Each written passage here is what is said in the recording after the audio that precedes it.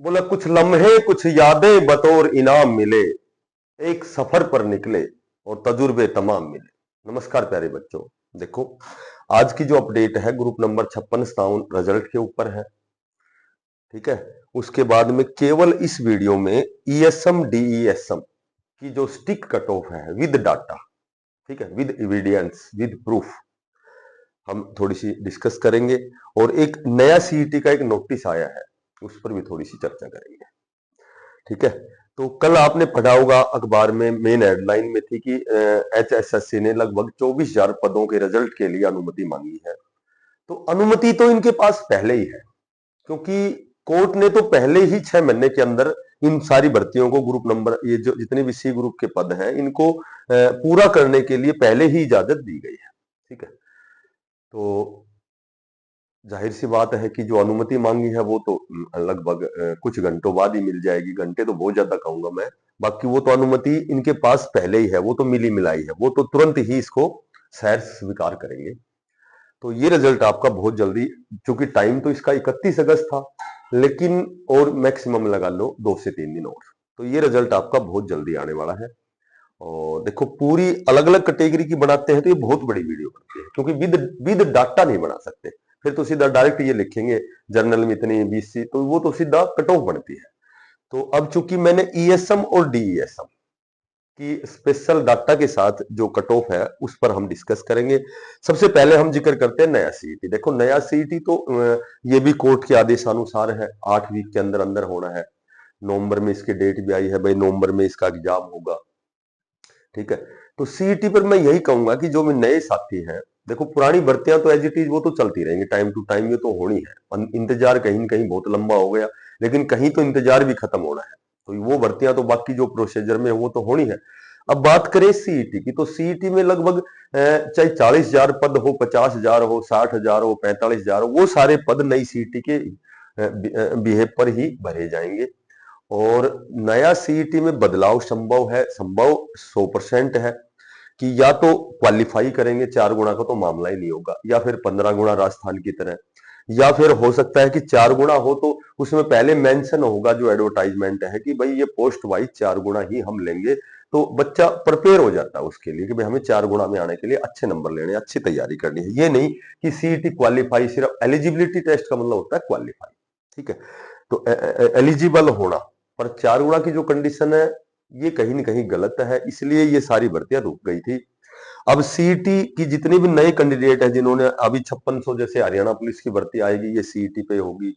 ठीक है, आगे जो भी कंडक्टर, क्लर्क, ग्राम सचिव, पटवारी जो भी होगी वो सब सीईटी पे होंगी।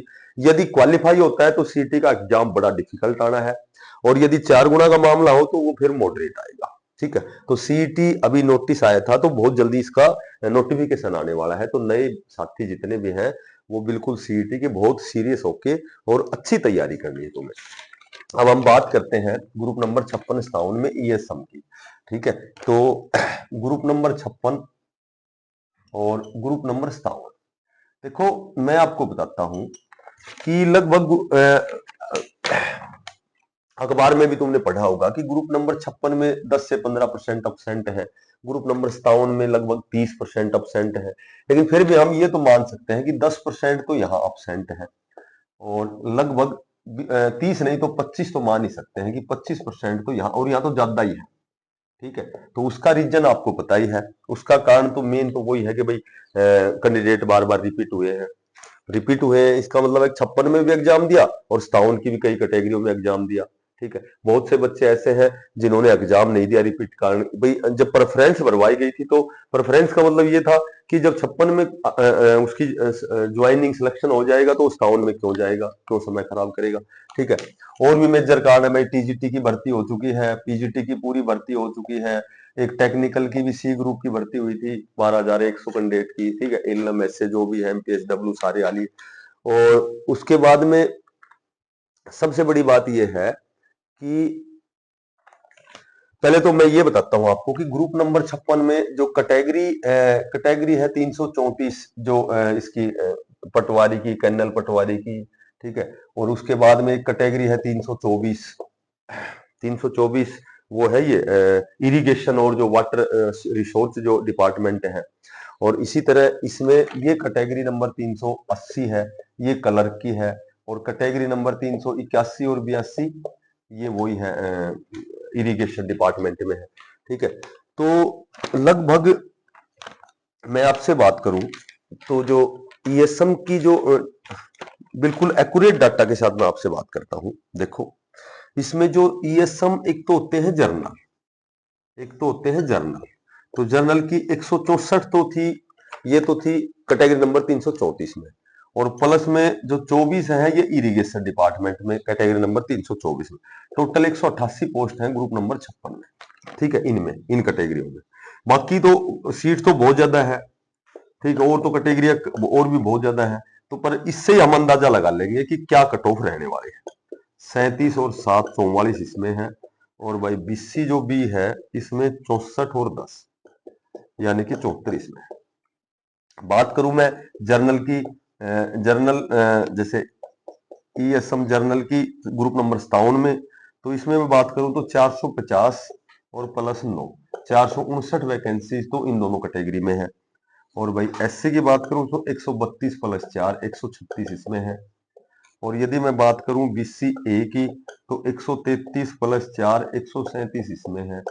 और यदि मैं बात करूं बीसी बी की तो 156 प्लस 4 यानी कि 160 है।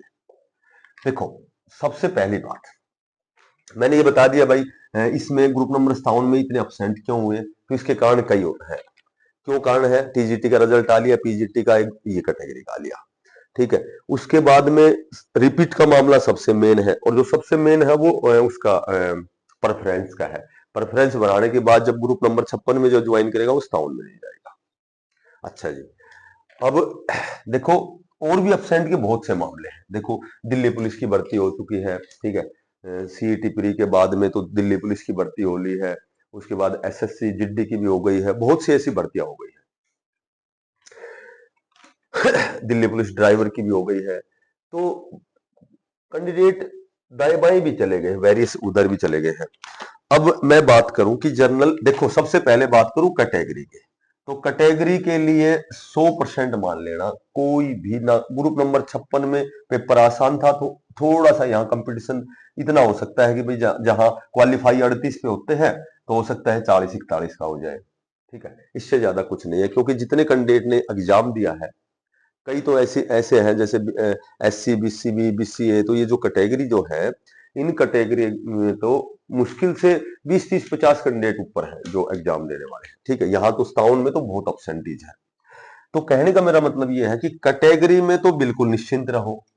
हो सकता है बड़ी पोस्टों पे भाई थोड़ा सा कंपटीशन हल्का सा हो जाए, बाकी तो लगभग एससी बीसीए बीसीबी, ठीक है, दोनों में, इनमें तो जो क्वालिफाई कैंडिडेट हैं, जो क्वालिफाई कैंडिडेट हैं वो ही सिलेक्शन ले लेंगे।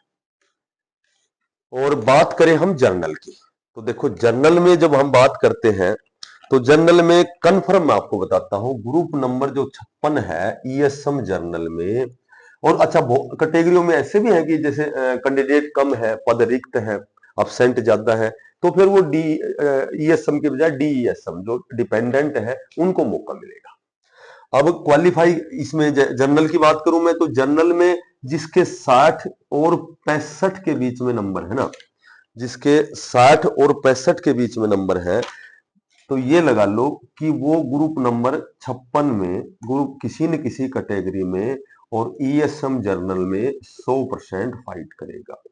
यानी कि 60 से 65 वाला उसको ये लगा लो कि अफसोस नहीं होगा कि भाई मेरा सिलेक्शन नहीं हुआ, किसी न किसी कैटेगरी में ग्रुप नंबर 56 में वो जाएगा। ये मेन लगा लो आप कि जो मेन अच्छे से अच्छी जो कैटेगरी है उनमें भी क्वालिफाई करेगा।